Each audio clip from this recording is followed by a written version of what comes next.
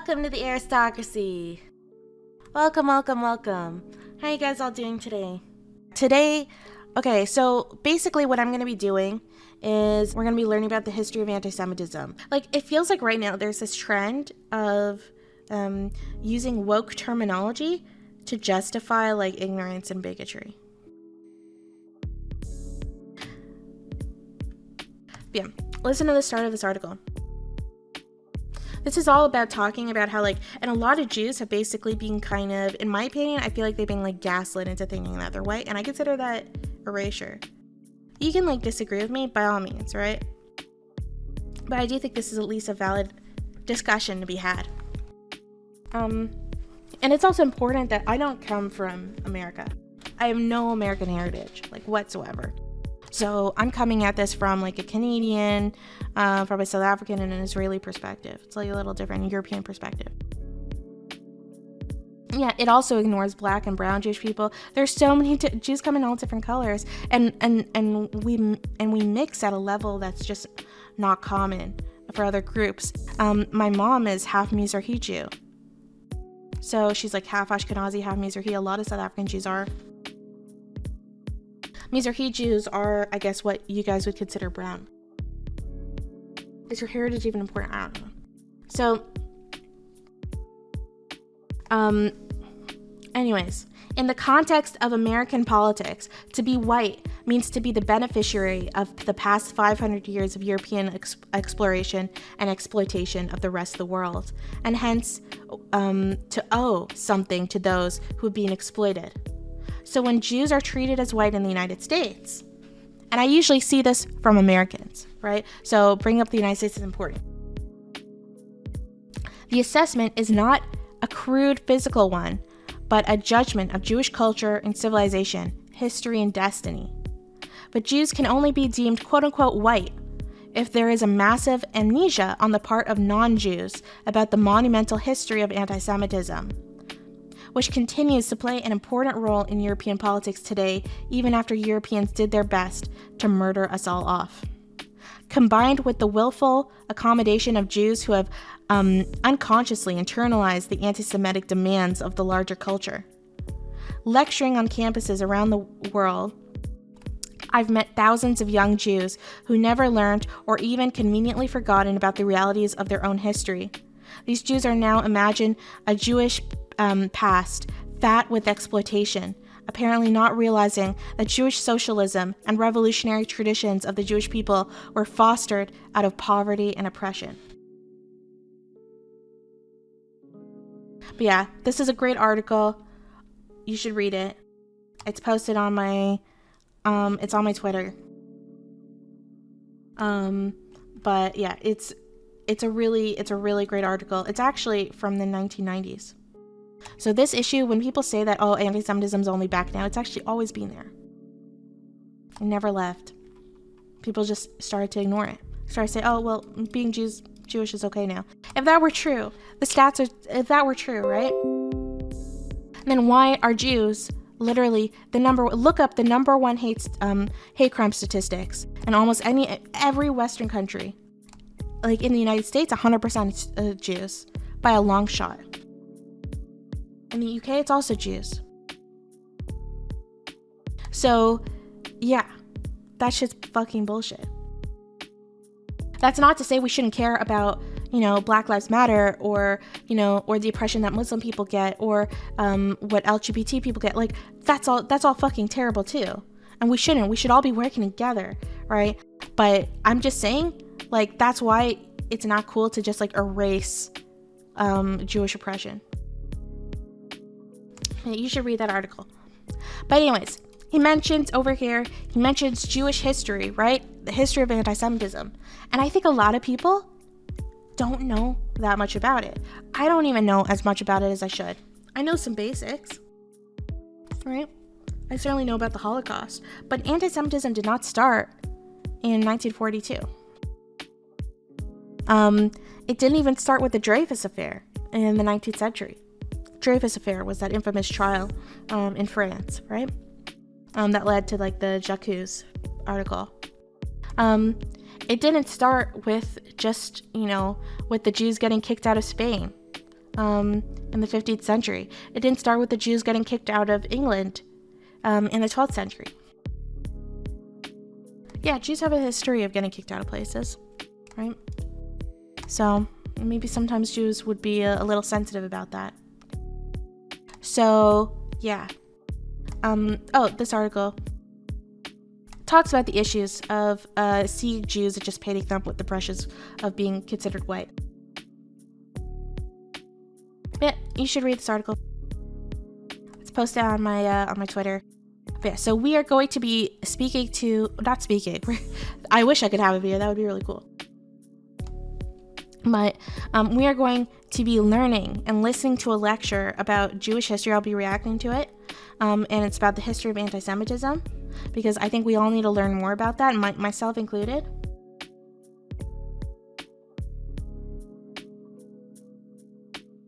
Hey, thanks, Malik. I appreciate that you're willing to have your mind changed. Have you reached out to Chomsky? Yeah, Chomsky and I are actually in discussions about him coming on.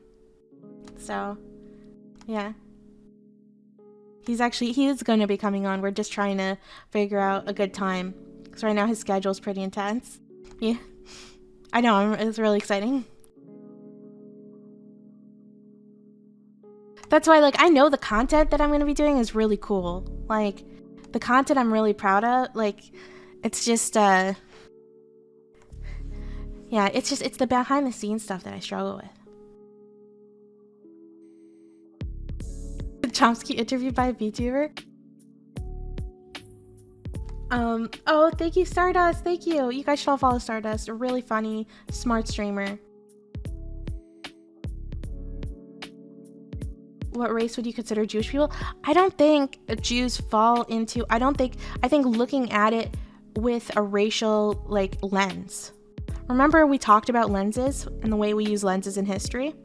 Where you use, the lenses of class struggle, the lenses of feminism, all that stuff, right? I think looking at Jews with an American racial lens, or a Western European lens of the concept of race is false. We're an ethno-religious group. So I don't think we are a race, right? I think that's the false way to look at us. And there's a lot of groups that fit into that category. Roma fit into that category. Zoroastrians fit into that category. But you look up, there's a whole thing of, it's very common in Africa. There's a lot of groups that you don't want, for example, you look at a place like Rwanda, right? Where Rwanda has two major, there's lots of different tribes, right? But Rwanda has the Tutsis and the Hutus.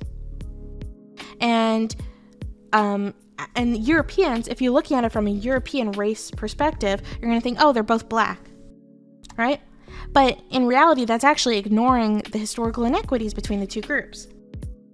Historically, the Tutsis have oppressed the Hutus. And that oppression goes back a long, long time. We should dive into Rwandan history. It's really interesting.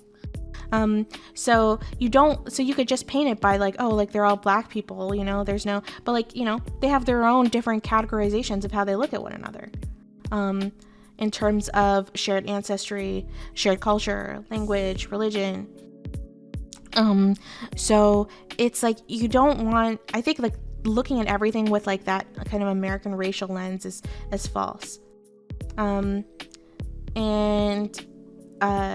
Because of religion, anyone could be a convert. True.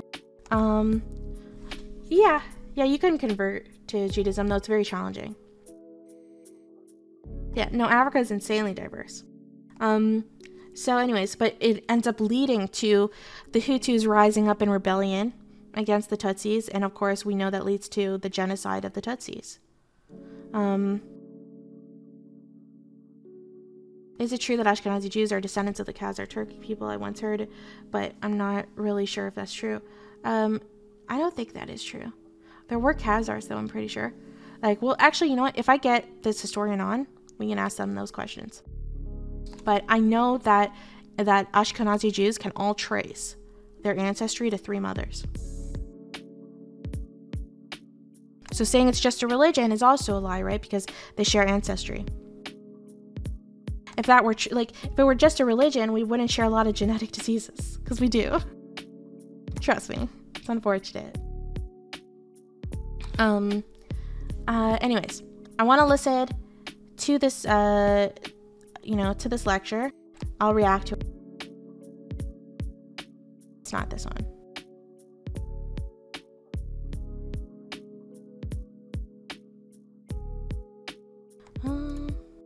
Okay, here. So, would you guys want to go far back? I was going to do the medieval one. Actually, you know what? Let's do medieval. I think medieval anti-Semitism is important. No, yeah, we're doing the surf interview on Wednesday.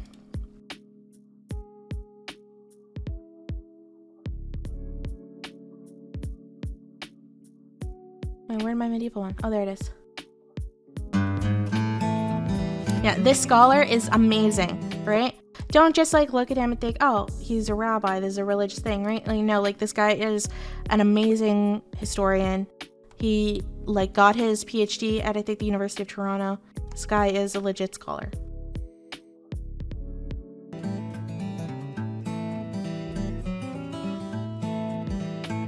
Hello everyone, welcome to another essential lecture in Jewish history.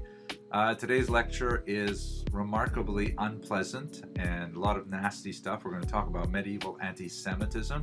A warning straight up, a lot of the images that I'll make it faster. Use to illustrate the nature of medieval anti-Semitism are quite graphic and kind of painful to look at. Yeah, that's important, guys. Content warning, all right, when it comes to this stuff. Yeah, the reason why I want to do this is because I feel like I've been getting gaslit the last week about how, that anti-Semitism and that Jews have historically, not been as oppressed as we know that they have been. Oh yeah, I'll turn up the volume. So yeah, let's go right to the source, okay? Let's go right to the source. So if you are under the age of 18, this might not be the right thank you so much. For you to look at. Thank you so much for subbing. Really, really, really appreciate it. You want it to go faster? Okay, I'll put it faster. You should put a whole content warning on the whole channel with the amount of genocide you cover. Yeah, you're right, honestly. But at the same time, I also think, I'd have to think about that. Who've been telling you that Jews don't want to be depressed? I do not want to get that. I do not want to get into that. I don't want to name names. There we go, fair warning. Okay, so the first thing we need to say about anti-Semitism is that it's bad. The second thing is that it can be broken down into 4 basic periods. One of the really unusual aspects of anti-Semitism as a human ideology is that it really adapts to the nature of the society in which it is finding itself. Really? Interesting that he brings this up. Is this not predicting the shit that I said, right? About how it adapts. It adapts to every society. And what is trendy right now? What is popular right now, right? What are companies doing right now? They are appropriating leftist terminology. They're appropriating woke terminology. And so they'll use that kind of woke terminology in order to demean you. So if anyone here is a part of a minority group, be fucking skeptical when someone does this shit. I don't think it's a race, because the whole concept of a race is it's a societal created concept. It's not a real thing in science. Hey, Balbaraga.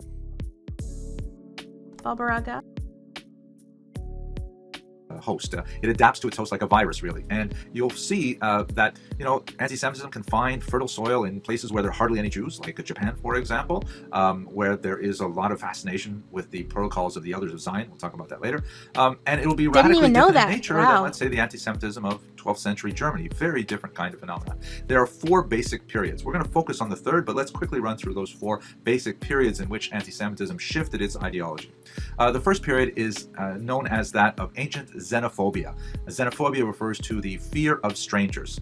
And this is kind of like the period in which Jews suffered a certain amount of distress at the hands of Greeks and Romans and other ancient peoples. And a lot of the literatures from this period have, negative things to say about Jews. However, most of those statements really are in the category of normal cultural conflict between human societies that differ one from another. And it's not unlike the way, let's say, Chinese people may have an antipathy to Vietnamese, or Scandinavians of various stripes might dislike one another. It's normal for people not to like each other to a certain degree and to say nasty things about each other behind their backs and in print. And so, to a large degree, much of the antipathy directed against Jews in the ancient period was related to misunderstandings of basic Jewish practice. For example, the maintenance of a separate diet through kosher laws, circumcision rituals, and so on. But let's look at one image here just to give you a sense of this. This is, of course, the famous Arch of Titus, or Titus, that commemorated for the Romans the destruction of Judea and the temple and so on. And there's a very famous bas-relief. If you zoom in here and you have a look, on the inside there's actually this image that depicts Romans carrying the Jews off into slavery. And of course there's the menorah there, famously depicted the spoils being taken from Jerusalem. Now, many people misunderstand this as a piece of anti-Semitic iconography.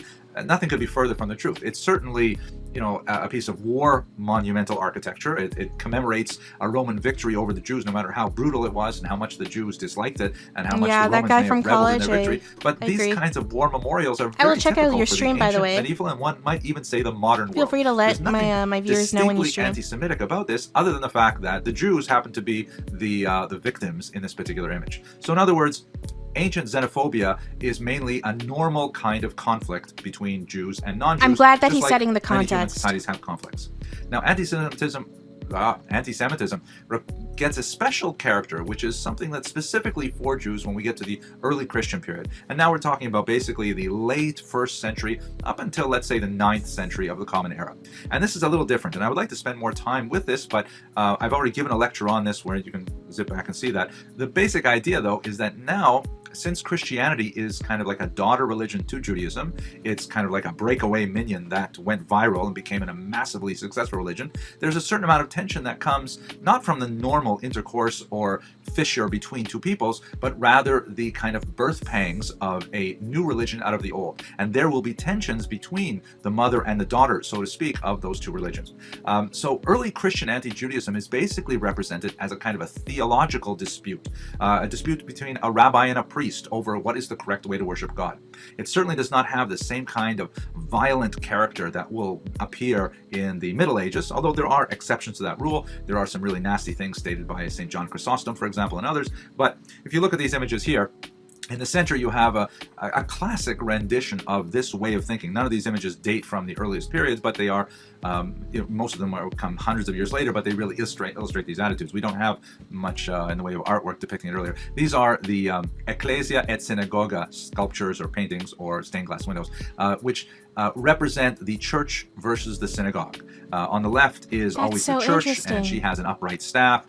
She's crowned. She's got a straight posture, and so on. And on the right is representation of the synagogue, falling away from the rock in an act of posture of decline, a broken staff, sometimes holding the tablets of the law upside down, meaning she's losing even her Judaism, and of course she's usually blindfolded, meaning she can't perceive the truth of Christianity. So this is kind of like more specifically directed at Jews. It wouldn't make sense if this was... Yeah, a lot of people get confused at why, early Christian, theory and stuff was so anti-Semitic. And why, you can't separate the history of Christianity without anti-Semitism, right?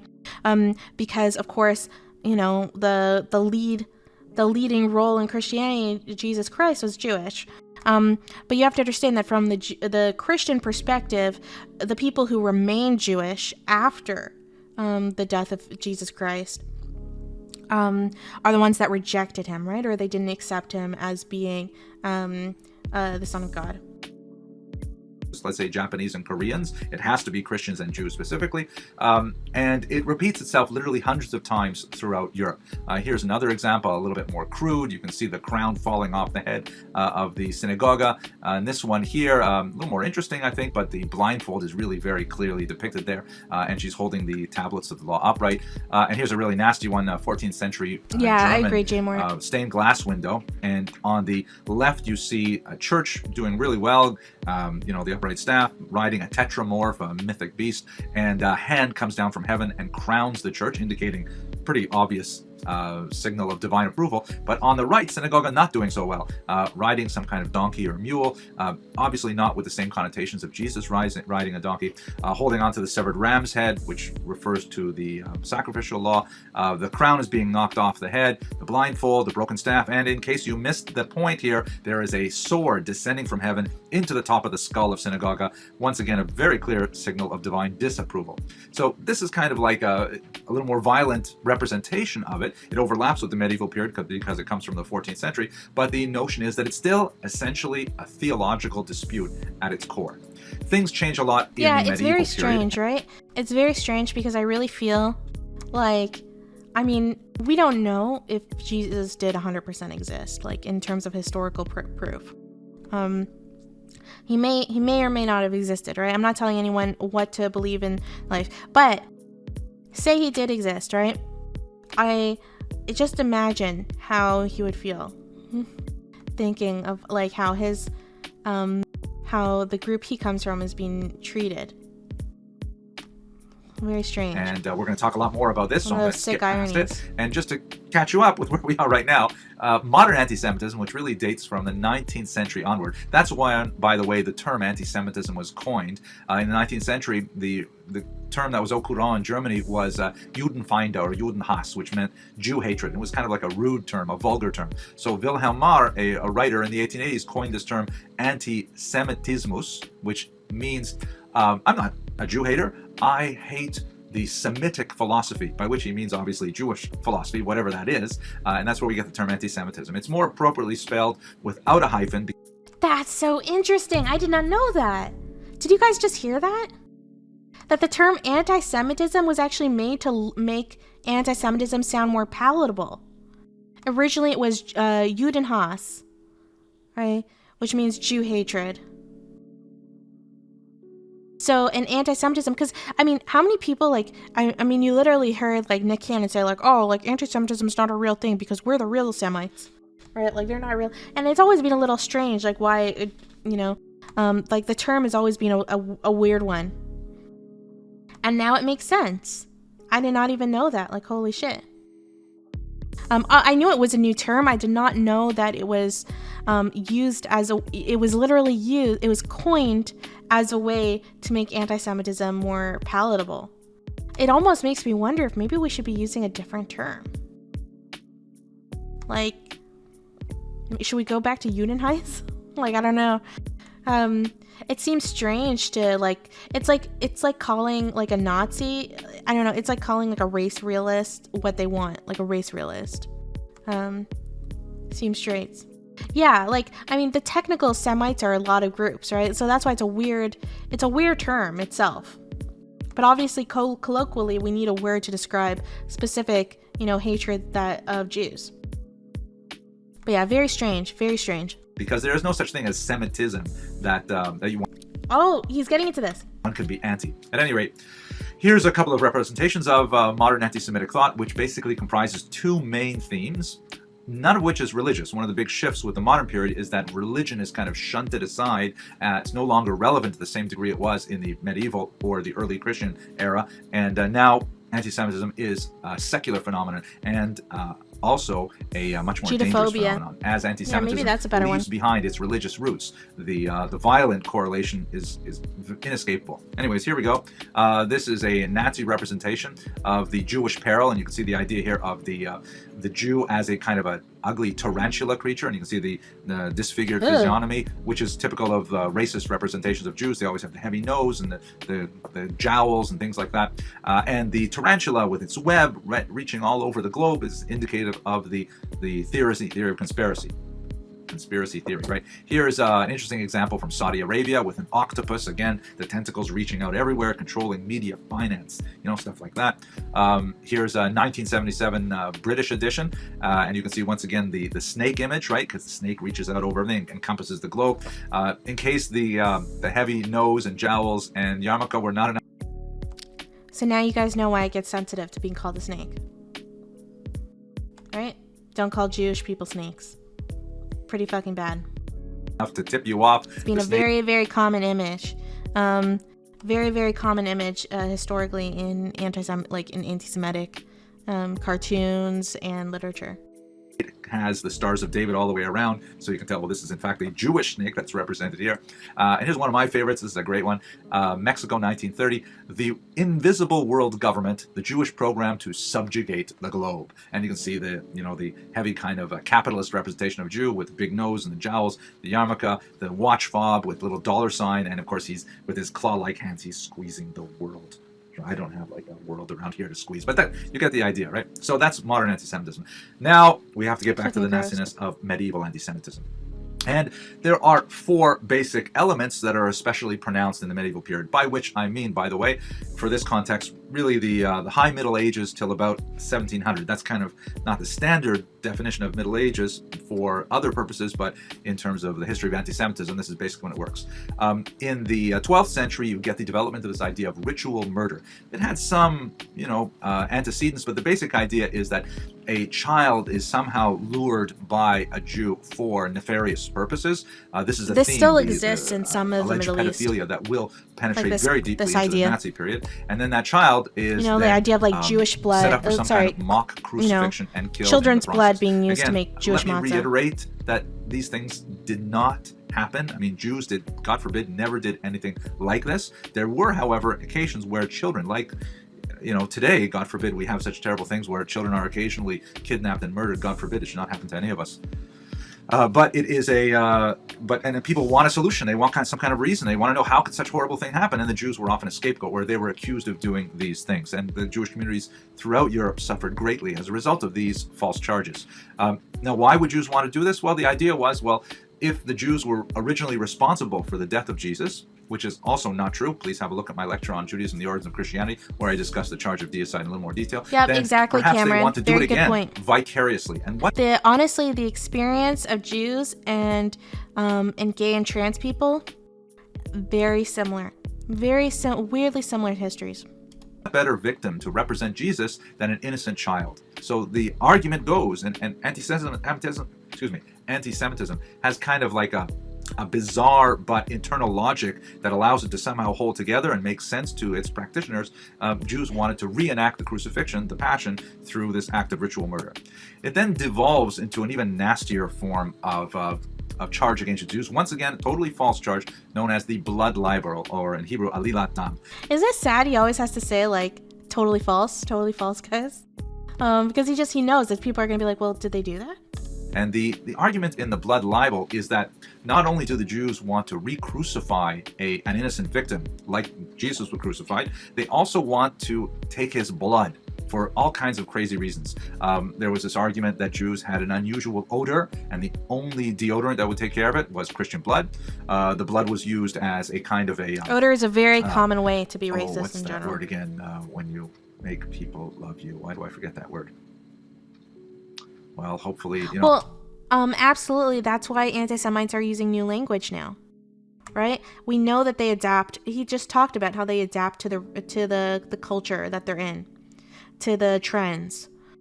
So that's why they'll use, they'll start using the term Zionist when they're really not talking about being critical of Israel. Obviously, you can be totally critical of Israel. It's very separate.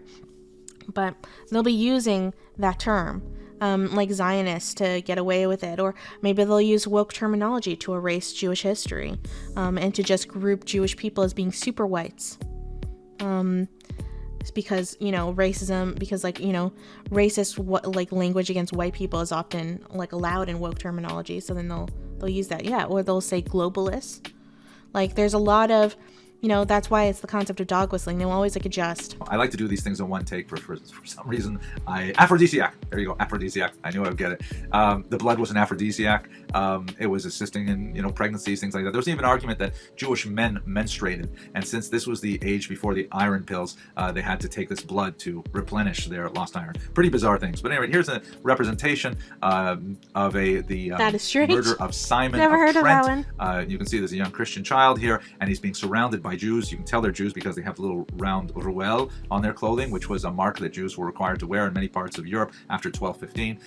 And they're torturing him. They're trying to put in the same wounds that Jesus suffered in his side and so on, and they're also performing a circumcision and collecting the blood, which they will then use. Oh, of course, obviously I forgot, there was arguments that Jews use the blood for the Passover matzah or for the wine used at the Passover. That idea still exists to this day. Note also that Passover always occurs around the time of Easter, which is the Christian celebration of the crucifixion of Jesus, and so therefore all these things come together seasonally, and there's typically the same kind of violence against Jews following these kinds of charges throughout much of the Middle Ages. You can see on the left there is a woman there, and she's bringing in all kinds of torture devices and so on to help out with this. Very nasty, but it gets worse. Very true. One of the major ideas that was circulating in the Christian world in the 13th century onward was the notion of communion and the idea of the host, which is essentially a wafer. In the Orthodox Church, it's like a cube of bread, and it represented the body of Jesus, which I'm certainly no expert in these things, but Christians would go through the confession rituals and so on, and then they would be able to take communion, which involved the consumption of this wafer, which represented the body of Jesus. So the argument went, if the wafer was actually the body of Jesus, and you want to say, here's the strange logic of anti-Semitism, that Jews want to, crucify Jesus and torture him, then doesn't it also make sense that Jews would also want to torture the host as well? That's what this wafer was called. So we have all kinds of crazy stories circulating after the 13th century that Jews were engaged in this. And by the way, of course, the fact that these stories circulated only served to support the argument. Oh, by the way, if you guys see, sorry to interrupt it, but if you see a sparkle by someone's crown, it's because it means that they're tier 2 or tier 3. They get special sparkles. That the wafer was in fact the body of Jesus, because if it wasn't, why would the Jews allegedly want to torture it? Here's an example of some Jews with a very large wafer that they're poking with these kind of sharp things, and it's bleeding. Here is one of my personal favorites. I mean, and it's kind of bizarre that I have these things as favorites. Oh yeah, favorites. Like that's so weird. But this is here's my favorite anti-Semitic cartoon. Posen, and it's a broadsheet that actually shows. That's how you know he's a historian, because historians always talk like that. It's like, here's my favorite, this is like my favorite killing of a child. This is my favorite this, in a cartoon fashion. How am I a tier 1 sub? I didn't do anything for it. Oh, someone probably bought it for you. Step by step, how a charge of host desecration would arise. Let's look at it a little closely. So starting on the left, there's a Christian who's gone into a church, and he is stealing the wafers. You can see he's scooping them up into his bag. He then, in the second panel, brings them to the Jews. You can see the ruel on their clothes, indicating they are Jews, and he offers the wafers, which they then exchange for money. They take it to their synagogue, and on the right-hand panel, you can see they torture it, and miraculously the host bleeds. You can see the 10 tablets up, the 10 commandments there in the artist's imagination of what Hebrew letters look like.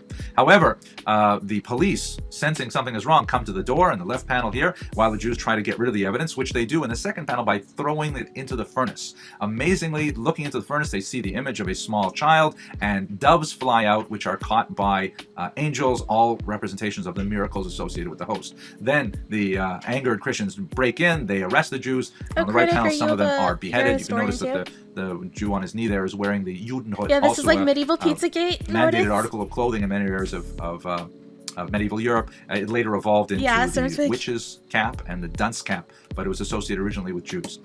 And then finally, on the left, you see there's horrible tortures taking place of the Jews, and they're set on fire. And then in the third panel, the Christian himself is taken off, tortured, and punished. And then on the right-hand side, you can see that the synagogue is rededicated as a church. So that's kind of like how these blood libels and host desecrations would work. Again, please understand, this is a video, and I don't want you to walk away with the wrong message. Jews did not do these crazy things, but they were often charged with it falsely, and violence was frequently the end result. Here's one last image of the host desecration. This is one of my favorites. There's a brilliant book by Nina Rubin on this topic. Another favorite. This illustration there. You can see the father here, the aged patriarch. He's torturing the host. It's bleeding there. The mother is saying "Oy vey's mir," because she's shocked because her rather adult-looking son, kind of a creepy picture, for lots of reasons. Creepy. But the adult-looking son is saying, "Mommy, mommy, my brother, whom your father threw in the cauldron for suggesting he wanted to become a Christian, is now rising up out of the cauldron like that." And that's also part of a cycle of stories that was prevalent in the medieval period. Very nasty stuff. But wait, it gets worse. Finally, one of the last representations of medieval anti-Semitism is the so-called Udenzao. Fascinating and totally grotesque idea. It means literally the Jewish pig. And it is a bizarre evolution or devolution of a judicial device that was employed in certain parts of Germany to punish minor offenders with caricatures drawn of them. And they were often, and these caricatures would be drawn and posted, and that was kind of like a punishment for various minor crimes. They were often drawn in these caricatures as consorting with pigs in one way or another. Which is your favorite, guys? And they were often labeled as Jews as a kind of a mocking device. And later, as that judicial device went into disuse, the whole idea of the association between Jews and pigs nevertheless maintained its status. So here's, for example, an image, and it has many of the common elements in the Udenzao.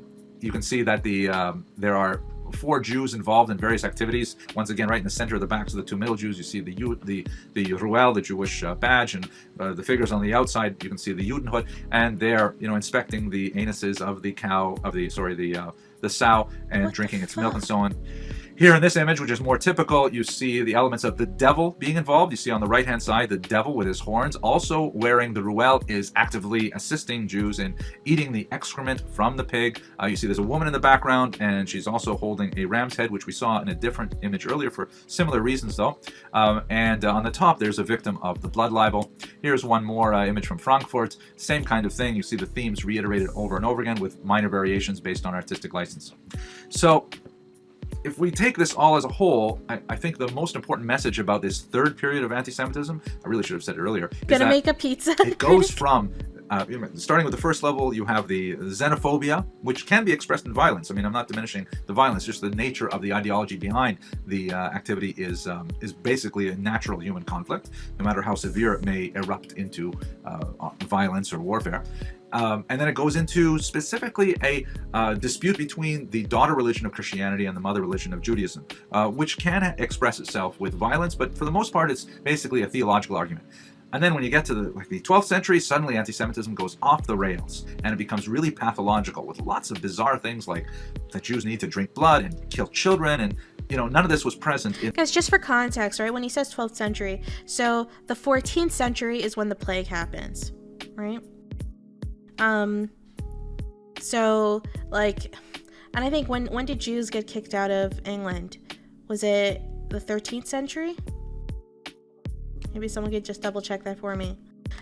Just so you understand, because I know it's hard sometimes, especially if you don't do a lot of medieval history, to be separating these eras. But they are important to separate. In the early Christian anti-Judaism. When we get to the modern period, specifically the 19th century and onward, people stop believing these kinds of crazy things, but they still want to have an antipathy to Jews, so they have to justify it in a different way. They do that primarily through... Remind you of anyone? Oh, Desi getting banned? I don't mind talking about it soon. But yeah, but does that remind you guys of anyone? About just anything about wanting, when you don't believe the old shit, but you still want a reason to hate Jews? Racism and conspiracy theories. We will unfortunately have to talk about that in another lecture later on. But for the time being, I'm sorry that I had to expose you to these kinds of images. I hope that you found them enlightening, and hopefully we can keep all of this stuff clearly in the history of humanity and not have to deal with it in the future. Thank you for watching. I don't know about that, Dr. Abramson, unfortunately. Then he has one on modern anti-Semitism. Yeah, he's Canadian. Oh shit, why did I...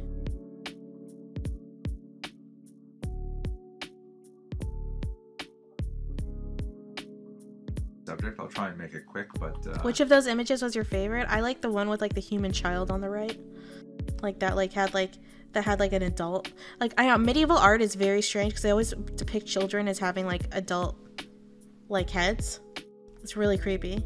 I think it's an extremely important topic for understanding much of the 20th century in Jewish history. I'd like to look at the topic of modern anti-Semitism. The first thing that we have to say is sort of a preface, and this is supported by a lot of videos that I've already put on this series, so you can go back and watch them later. But the basic concept that I really need to get across is the fact that anti-Semitism can be divided into 4 distinct periods. There are 4 distinct historical ideologies that exist at various points in time, and anti-Semitism is kind of a very dangerous ideology in that it's able to adapt to the changing climate, both culturally, spiritually, economically, religiously of a particular host society. And anti-Semitism will adapt to the needs of that society in order to perpetrate this nasty message to another generation. Those 4 basic periods are This is why you need to always xenophobia.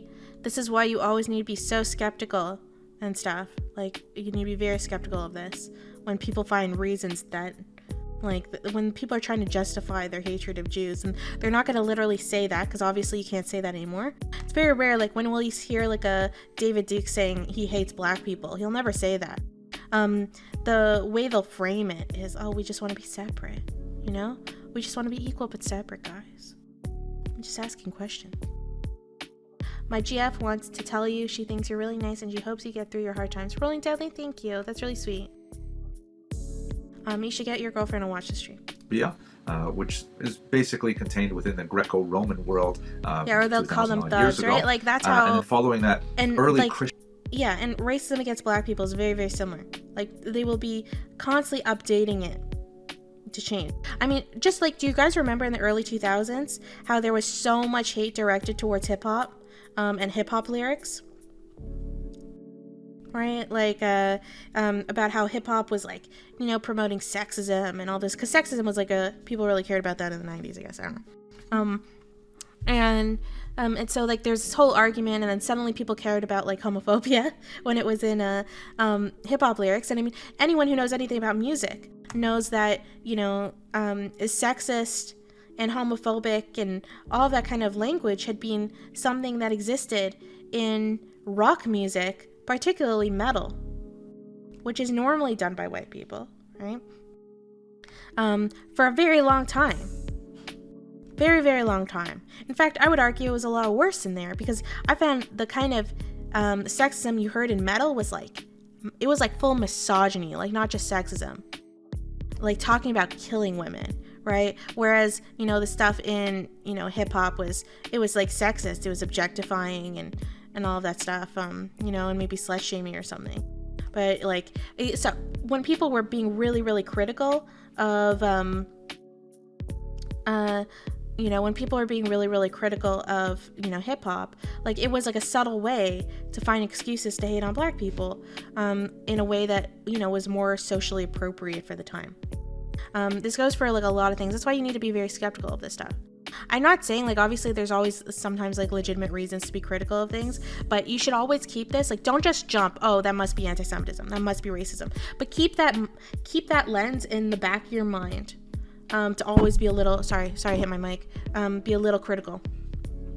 Christian anti-Judaism, which is a rather different, you also use different terms for the anti-Semitic thought, to use that term anachronistically, because they have very different basic elements that yeah, you're right, contain. Legos. Ancient xenophobia refers to the idea of the hatred of that which is different. That's what xenophobia means. Anti-Judaism is a religious dispute that is specific to the relationship of Christianity and Judaism as a daughter and mother religious dispute. Christianity being born from the Jewish society, Jewish ideology, and yet seeking to distinguish itself from its mother religion. There's a certain amount of antipathy that develops there, and we discussed that in an earlier lecture as well. The third period is medieval Jew hatred, which is perhaps the nastiest of all the periods of anti-Semitism in terms of the message, in which all of a sudden, although there is a very tenuous connection to religious ideology, it goes totally pathological. It goes completely off the rails, and all kinds of crazy ideas like Jews need to drink the blood of Christian children, and just insane things like that are prevalent in the medieval period. The period that we're going to talk about today is modern anti-Semitism. And when I say modern here, I'm referring basically to the late 19th century onward. That's really what modern means in terms of these 4 categories. The term anti-Semitism was actually coined in 1879 by Wilhelm Marr. I'll show you a picture of him in a minute. And the reason why the term had to be invented is because the existing terms for Jew hatred, the German terms Judenfeinde or Judenhass, for example, were considered in 19th century German society very, boorish and uncultured, and only people of very low thought and sensibility would actually resort to that sort of ideological mindset. By coining the term, a philosopher named Wilhelm Marr. This is where classism intersects with this stuff. And this is not just about anti-Semitism, any kind of hate, right? Where there will be considered low class. This is like, this is intersectionalism, right? Where there will be considered low class versions of how to be racist and stuff, and that will be looked down upon by the upper classes. And then there will be the upper class way of communicating this. if you guys have seen the movie Get Out, they kind of get into that. Like, you know, like white educated liberals, how they're racist towards black people. They use very different language, right? And like, you know, this kind of stuff will demonstrate in different ways, you know, based on, and that's why class, you can't separate class, like with this. So maybe, you'll rarely see like an upper class, you know, racist person, literally just saying the N-word, right? But they will use other terms. They will talk about culture. They will talk about thugs, right? They will talk about the fact that they need a gentrified neighborhood, like things like that kind of terminology, and you need to be aware of like what they're really meaning. So, and this goes again with anti-Semitic stuff. So yeah, like maybe like there will be like a low class version of saying something, but it's very rare that a very educated, wealthy person is going to be using, you know, like the K word, or or saying things like all Jews are wealthy or something. Like, you know, they'll be saying things in a much more subtle way, in a way that's different. So you have to learn the language. Are trying to give it a more scientific sounding name, to say that, oh, it's not that I hate Jews, it's that I hate what Jews stand for, which is specifically this idea of Semitism. What is him telling me about that, like, I almost don't want to use the term anti-Semitism anymore, right? It's always been a weird word, but you don't know what other word do we have. Semitism. Yeah, I mean, it's just like the know, the Semitic language family includes many peoples from the Middle East, including not only Jews, but also Arabs and so on. And many people from the Middle East are not Jewish. They are Christian or Muslim or Druze and what have you. And furthermore, many Jews, although they have an ancient connection to the Middle East, they have a wide variety of racial and ethnic backgrounds. So what exactly is Semitism? Wilhelm Marr wanted to argue that there is this, you know, international world conspiracy of Jews to try and destroy, you know, Germany and Germanness, and that's the Semitism that he's referring to. So it's not that they're anti-Jewish, it's that they are anti-Semites. They are proudly saying they are trying to rescue Germany from this horrible fate of being dominated by Jews. Here's a picture of Wilhelm Marr. You can see that here's his book also. That was where the term anti-Semitism first appeared. It's titled "The Way for the Victory of Germanness over Judaism, or Jewishness." And it has kind of a shrill tone that the Jews are taking over, the Jews are dominating all society, and we have to kind of rise up and we have to defend ourselves from them. Interesting. I wonder what that reminds me of. Later in life, he apparently recanted his anti-Semitism, but at that point it was really far too late. Now, this flows very heavily into the concept of race that was also gaining tremendous currency at the end of the 19th century. See? He's going to get into the idea of race, right? People think race, the concept of race, has always existed. Sure, there've always been the idea of different tribes and all of this stuff, right? But this concept of race is very, very new. I'm not saying that we should never use racial terms, because obviously race still exists in the sense that it's used as a tool of oppression. It's used as a categorization of oppression. So it makes sense to say, like, you know, increase the diversity of, say, black people, and you use race in that way, sure. But it should always be used in that kind of context, where you're trying to acknowledge the actual inequities, not when you're actually acting like there's somehow kind of inherent, genuine difference. Century. We in the early 21st century tend to think of race as a given, especially in America, which has such strong racial consciousness as a legacy of the African slave trade. But we should recall that for most of human history, race was not a functional concept. There was definitely a consciousness of different skin tones, and one finds in many societies a color bias that is linked to what might want to say proto-racism, but the idea that all of the peoples of the world can be easily categorized into groupings based on their external physical features is something which is relatively new, meaning in the last 200 years or so it's begun to develop a lot of currency. I would like to go into this in greater detail, but I don't think this is the place. Basically, the idea... I would love, maybe we can find a whole lecture of him talking about this, like why, because I really feel like people would be much better served if they understood the history of the concept of race, like when they're using it, because I don't know, I see sometimes people, like especially like in like kind of like woke culture, they'll be kind of misusing that concept, And you know, if they knew about the history, they would be a little more careful with how they used it. Gets a lot of currency after Charles Darwin's theories are promulgated. Darwin, of course, one of the great thinkers of the 19th century who developed the theory of evolution, argued that various creatures adapt to their surroundings. You have this, clash of the environment and other competitors for scarce resources, and only the strongest survive. And the various creatures, whatever you have, turtles and tigers and elephants, whatever, they adapt themselves to their environments, the survival of the fittest sort of thing. And he applied this basically to creation, but he did, maybe that's not such an appropriate term to use in this context, he applied it to all the creatures of the world. However, some thinkers took his thought a step further, or a step backwards in this case, evolving a concept known as social Darwinism, which basically said that Darwin was not only correct when it came to salamanders and seaweed, he was also correct, they argued, when it came to human societies, meaning that there were elements in societies which could be broken down along racial lines that competed with each other, and they found their own particular niche in society based on their... And do you see what's happened, right? Where when we looked at medieval anti-Semitism, right? Now, medieval anti-Semitism, it's considered low class, it's considered uneducated, it's considered bad thing, it's not fashionable anymore, right? So now people need to find another way to hate on Jews, and what's very popular right now, like Darwinism and science and enlightenment and the Enlightenment and all of that kind of stuff.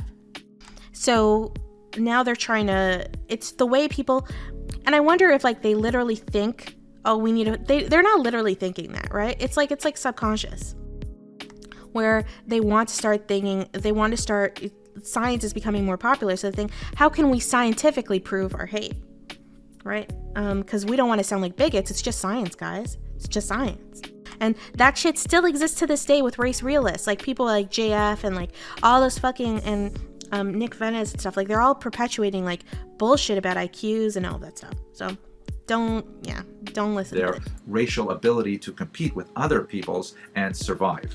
This was advanced most prominently by Arthur de Gobineau, who we could say is an anti-Semite in this regard, who really argued for the inequality of races, the non-equal nature of all races, and the Jews were among them. So taking Darwin's thought, filtering it through social Darwinism, and then through what a the nice racism guy, of Arthur de Gobineau. And what again, a in this lovely time period, dude. racism was considered a term that would, people who believed in it could bear it proudly. It did not have the opprobrium that it would have in the 21st century. And eventually, of course, it found its physical application in it makes the writings no sense. of Alfred Rosenberg, who That's was why it's all bullshit. Hitler's racial expert who borrowed very heavily on these earlier thinkers. So in this context, Jews have to have some kind of role. What is their role in this, survival of the fittest of races? And this is where I'm going to get to the main point. This is the takeaway. This is what you have to get out of this lecture. Anti-Semitism in the modern period loses its religious moorings. It basically just ships away from all of the arguments that were prominent in earlier periods, such as, for example, Jews are guilty of deicide, of killing Jesus, or Jews need to drink Christian blood, or any of these kinds of crazy things, primarily because people were becoming less religious and they wanted something more scientific. Science was a new religion, and if science could justify anti-Semitism, then that would be very appropriate for those who wish to hold dear to this belief. And the two major elements of modern anti-Semitism, once again, now that it's lost its religious moorings, are racism and conspiracy. The concept that Jews are somehow locked in this international conspiracy to dominate the globe. Let's have a closer look. Mm-hmm. So the concept of racism shows up all over modern anti-Semitism. If you look, for example, at a 20th century example here, this is from some of the Nazi propaganda that was directed at children. This children's book shows a child in class, an Aryan child. This is literally a children's book. It's literally in a children's book. And this is not long ago. When is this, 1920s or something? 1930s? I forget the date. He put it in. I think he said Aryan, so it's probably 1930s. You know how long that is ago? That's 80 years ago. That's very recent in terms of history. Child in class, and the caption underneath says that the Jewish nose has Thanks kind for of checking out the stream. Sort of a curve to it. It looks like the number 6. And here he's demonstrating for the benefit of the rest of the class how to recognize a Jew in the street. This is the the concept that the character of the people could be expressed somehow in their physical appearance. And Nazis made tremendous use of this. This is an English translation of Der ewige Jude, one of the most notorious propaganda films ever filmed by the Nazis, again, which really emphasized a lot of these, racial characteristics of Jews. You can see in the looks and all the physiognomies of the Jews here, with the heavy cheeks and the large nose and the bulgy eyes, and those kinds of things, meant to indicate that their facial features themselves could reveal, the character of the person underneath. One of the major elements that you'll see in a lot of this and maybe I should have made my avatar look more like that so I don't suffer from white privilege. Called scientific anti-Semitism is a notion of parasitism. That when you think about all the various races of the world in the racial hierarchy, races do different things. There are the Malik, it's not a nice feeling. Of the Scandinavian countries. Does he have like a vacuum going on in the background? It's really annoying. In Germany, places like that, and there's I haven't watched noble, Jojo Rabbit. Punctual, reliable, honorable, things like that, and leaders in general in this sort of hierarchy. Then you have, like, for example, at the bottom you would have the African races who are destined to be slaves and are slow-witted and lazy and things like that. And everyone fits in the middle. The Romance peoples and things like that. This is all nonsense, by the way, but this is part of the thinking. Why does he have to even say that it's nonsense, right? Like, good on him for saying that. I'm just saying it's so sad. Modern anti-Semitism. So what role do the Jews have? The Jews are fundamentally parasites. The Jews are understood to be some kind of bacilli, a germ, a virus, something like that eats away at a society from within. So, for example, if you look at, this is also Nazi propaganda, their gift pills, the toadstool or poison mushroom, which is meant to indicate this danger that Jews may look like human beings, but they're really not. Just like toadstools, poison mushrooms really look like mushrooms. Yeah, and that's why it's very focused on Ashkenazi Jews, because Ashkenazi Jews have very light skin. They look somewhat European. That's why people always say that they're white now, which I still feel like is kind of a weird way of looking at them, because obviously the concept of whiteness is a racist concept that does not accept Jews. So it seems strange to put them in that category. But anyways, Lady Nova, well, thanks so much for stopping by and modding. Really appreciate it. Yeah, and they might actually look like human beings, but they're really mushrooms. But they're not. They're a totally different character and so on. And in this children's book, a really twisted piece of children's literature, the Nazis were teaching young children how to recognize the difference between regular mushrooms and toadstools, regular human beings and Jews. Or another example, you often see Jews portrayed as... I haven't seen Spirit Science vids. Various denizens of the dark. Jay Spoon, thank you so much for stopping with Pride. Snakes, oh my god, we are only 50 away from hitting 1,000 subs. Holy shit. Holy shit. I'm gonna set that as my new goal, okay? 1 second. That's crazy.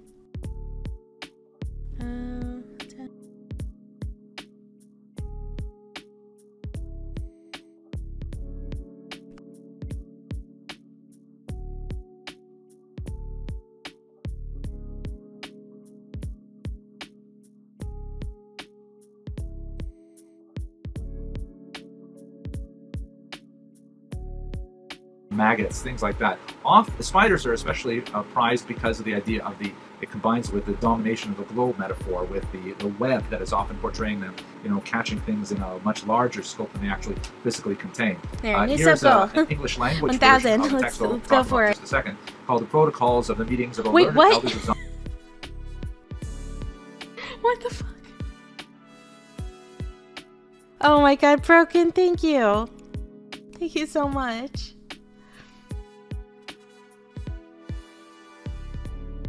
Holy shit. That's a lot of fucking subs. Thank you. Thank you.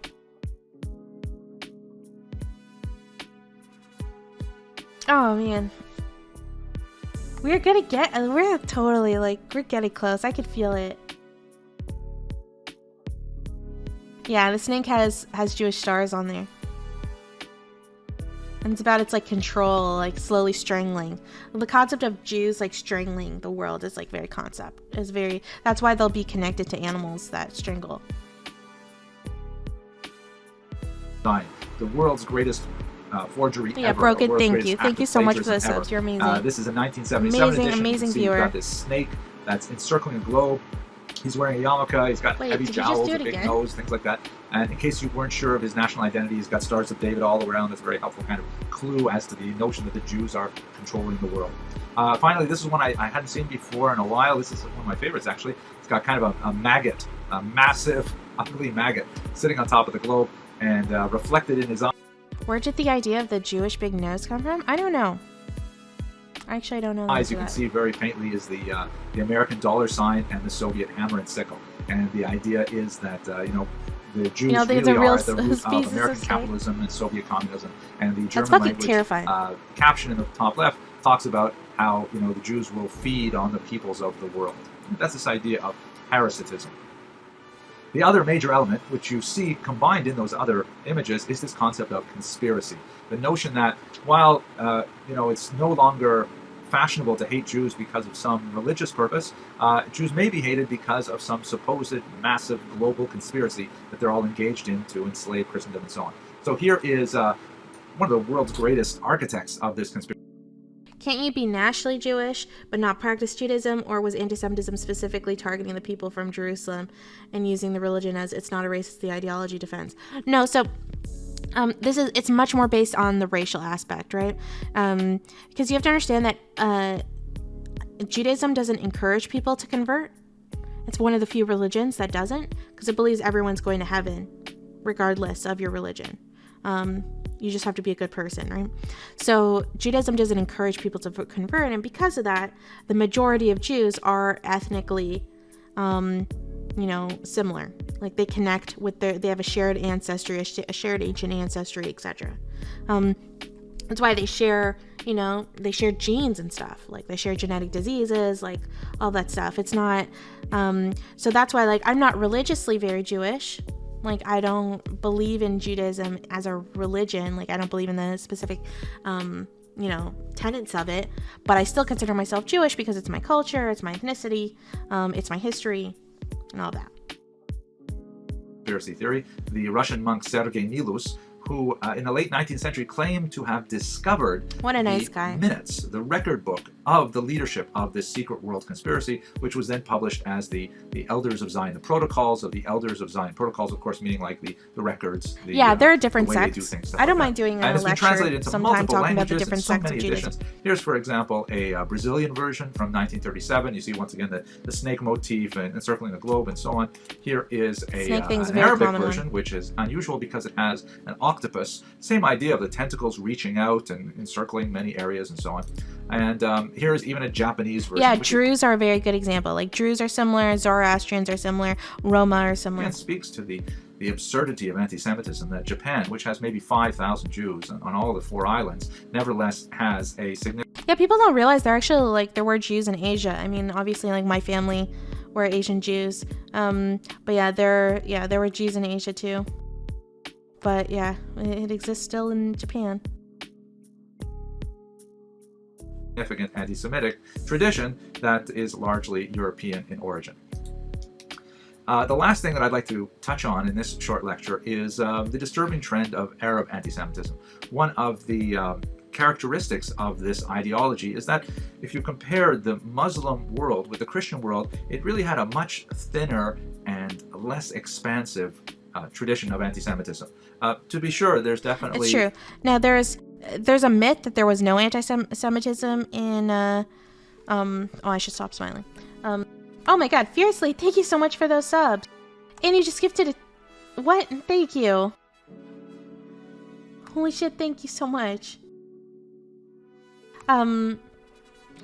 Fiercely, I don't see you chatting a lot, but I appreciate you watching and contributing. That's really fucking cool. Thank you. Thank you so much. Yeah, I didn't even know about the Japanese thing. I mean, I knew about, like, Mongolian stuff.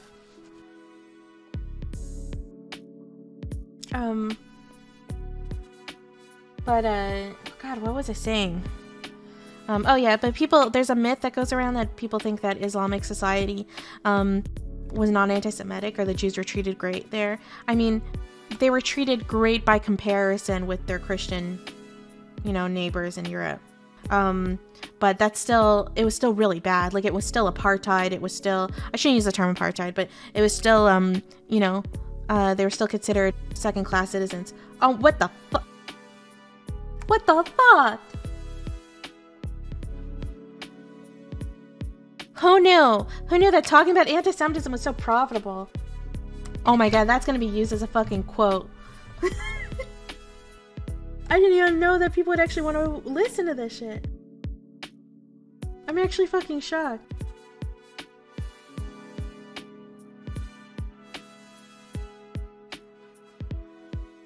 Cliff and ship it. Oh my god, thank you. I didn't know you guys wanted to hear about anti-Semitism this much. Oh yeah, we should get a doobie base emote, you're right. Was this a conspiracy to get subscribers all along? You're right, I'm just participating in a conspiracy, guys. Anti-Semitism streams versus hot tub streams.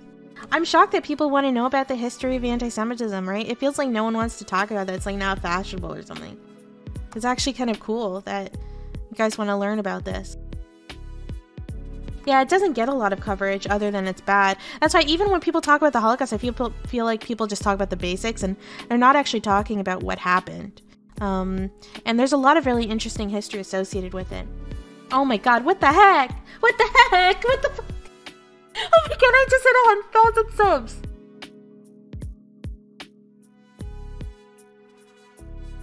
What the fuck?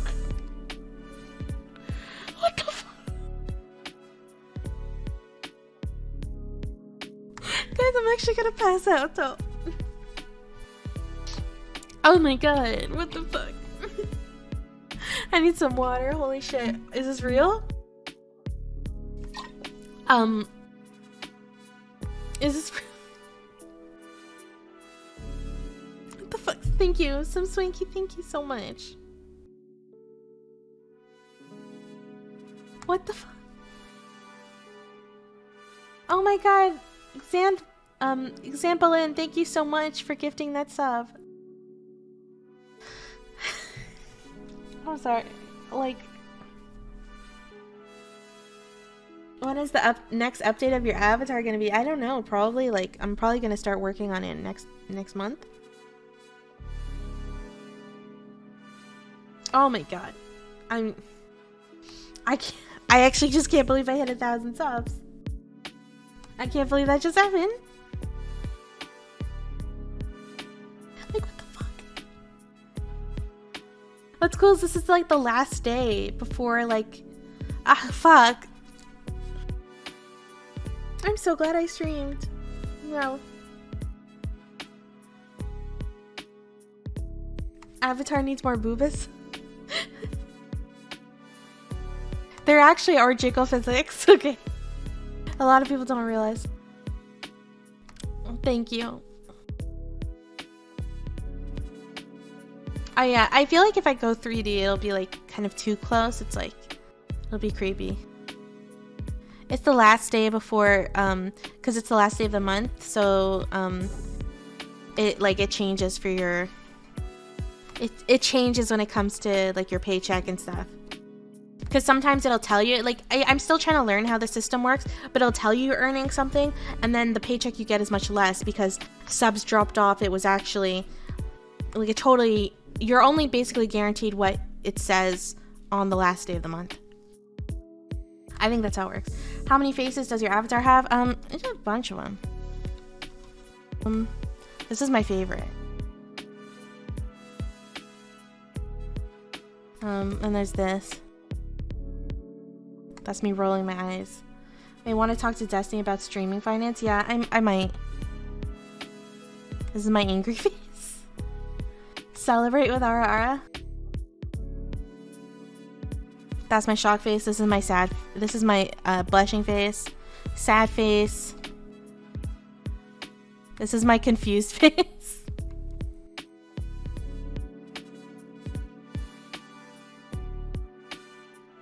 Yeah, it's gonna, I'll add that. And then this is my raising eyebrows. Like, I'm not singing. If you want me to sing, you're gonna have to pay for the pleasure, alright? It takes a lot of effort. Yeah, I've been streaming now for about a month and a week. It's totally over. Yeah, thank you. I agree with Steve Destiny. Literally got consulted for an article on how streamers make money a few years ago. Oh, okay. Yeah, maybe I'll talk to him about that. That's interesting. Like, wow. 1011. Holy shit. Holy shit. Oh my god, thank you for those bits. Missile, thank you. Thank you. I haven't seen you like chat too much, but I really appreciate it.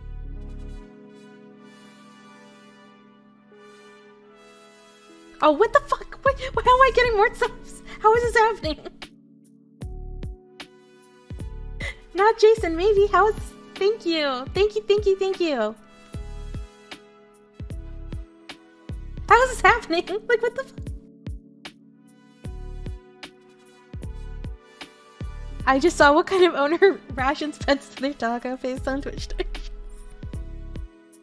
Oh my god, crazy. Thank you so much for subbing.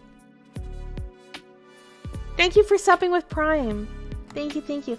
For those of you guys who don't know, when you sub with Prime, you'll have to redo it every month.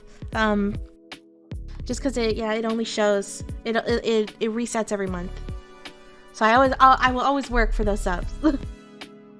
You deserve all the support, truly. You do great work, and you should be proud of your work, and you should be proud of yourself. I really hope you continue streaming. Thank you. Well, Sam Swanky, you've given me, Serm Sway, you've given me so much support. Like, I really fucking appreciate it. Like, holy shit. What are we at? 1015? Like, what the fuck? Guys, I was at 900 subs when I started streaming. Write our names on here. Do you want me to do it in real life or like on like my avatar? Damn, you've been streaming for like 2 months. You've been really popping off. I thought I was doing good after getting partner in 2.5 months, but you're just crazy. Well, congrats on getting partner. I don't know, like, I came from, I think I had a bit of a head start because I already had an established community on Discord. I'd kind of already built a reputation. Lila Plum, thank you so much for subbing. Thank you, thank you, thank you. You are now an aristocrat. You get to oppress the lower classes. Don't write our names on your arm, please. Wait, what are you implying? I'm sorry. I mean, I'm an anime girl in real life, guys. I don't know what you're talking about. Okay.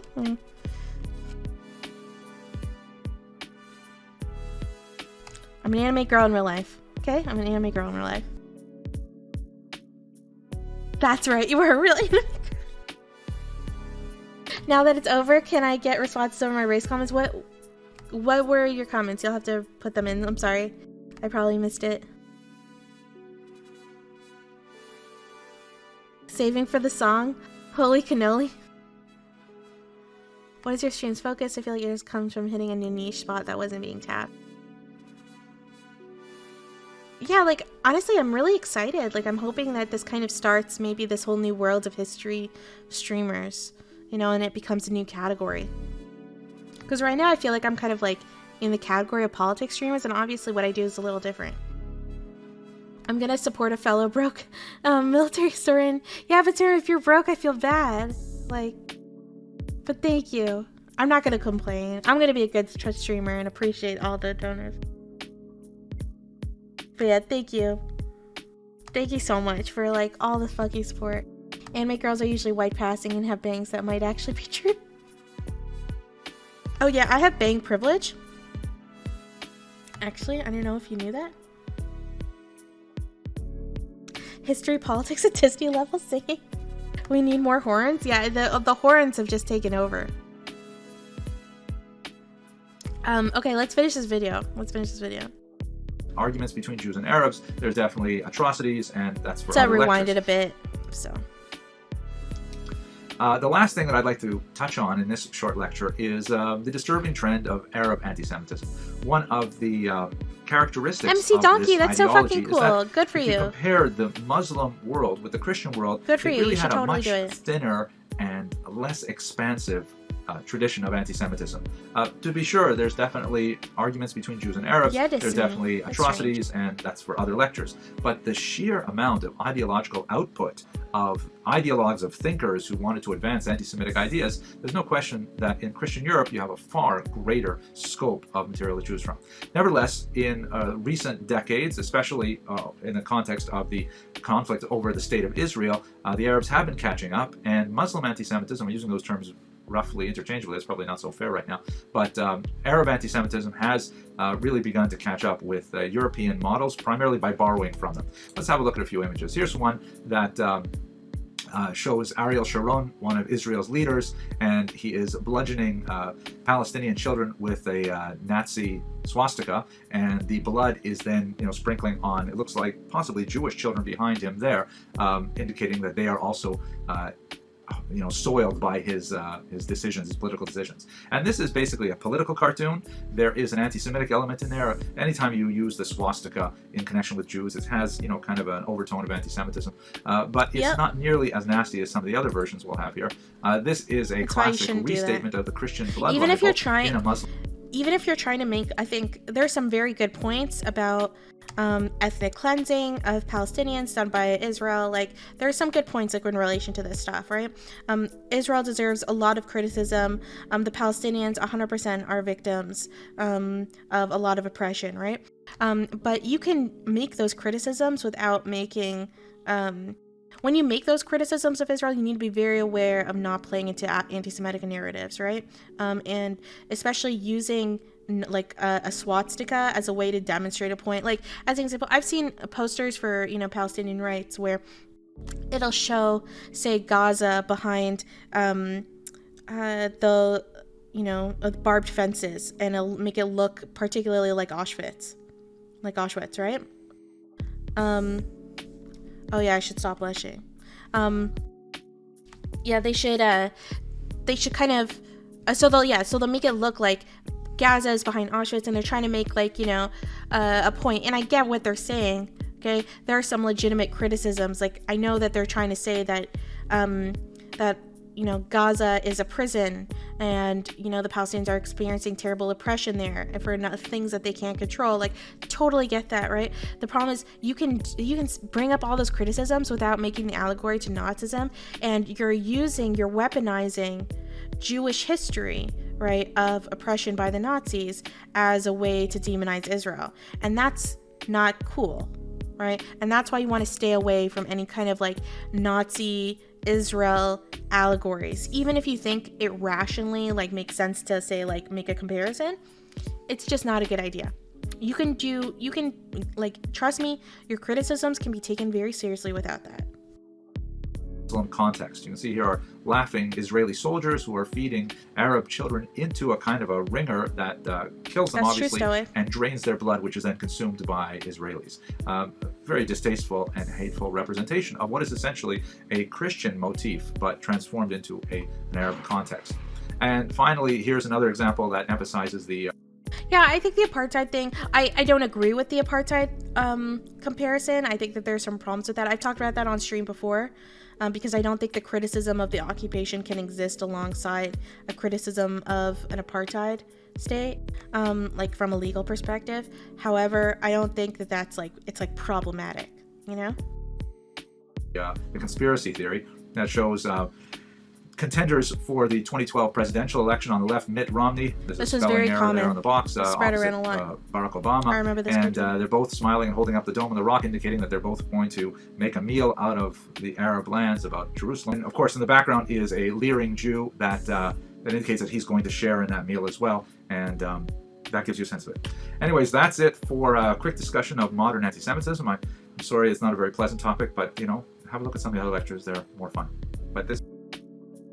But yeah, that's basically there's so much. I wanted to get into so much other stuff about anti-Semitism. I might have to dedicate another stream to this, because there are a few documentaries that I wanted to watch in relation to this.